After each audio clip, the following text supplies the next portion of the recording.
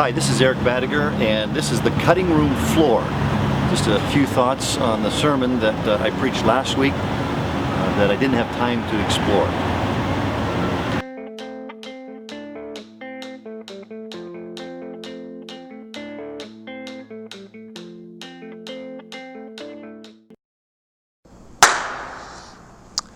Hello, this is Eric, and we are back on the cutting room floor. I know that it's been a while since we've been able to do this, but we're finally back on track, and just in time because we're starting a new series, as we did this last week on Sunday, entitled I Will.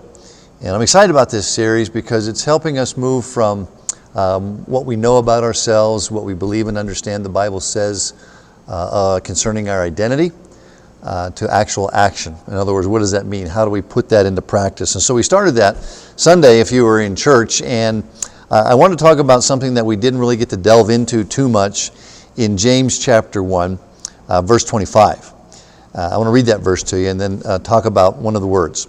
It says, "But the one who looks into the perfect law, the law of liberty, and perseveres, being no hearer who forgets, but a doer who acts, he will be blessed in his doing."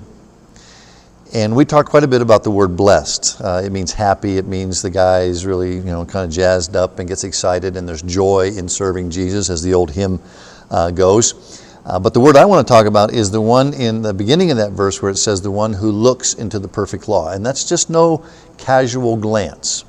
I want to emphasize this to you in this edition of the Cutting Room Floor, because that Greek word is a word that means to really almost kind of stoop down and glance. It's the same word that John used when he said that he looked into the empty tomb and saw just the linens lying there. He stooped in and he looked as if, I can't believe what I'm not seeing. And he examined and examined. And so when James tells us that we are looking intently into the perfect law, we are looking with all of our might to see what might be in there for me. And I kind of think of when I was a kid, you used to paint those pictures, that you'd see a picture and then you'd paint it and then you send it off to this art school to see if you qualified, how good you were. And I just remember, I never sent one in, by the way, but I do remember so intently looking at that picture, then looking at mine, looking at that picture, and then looking at mine.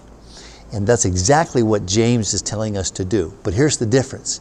He says, this is the guy who looks into that perfect law so intently and then examines his own life to see if he's living up, if my belief system is in accordance with my behavior, with the way that I act. And so that's what this whole series is really about, is looking into the law of God, understanding it, but then being able to apply it in such a way that my belief can be proven by my actions. And that's today's Cutting Room Floor.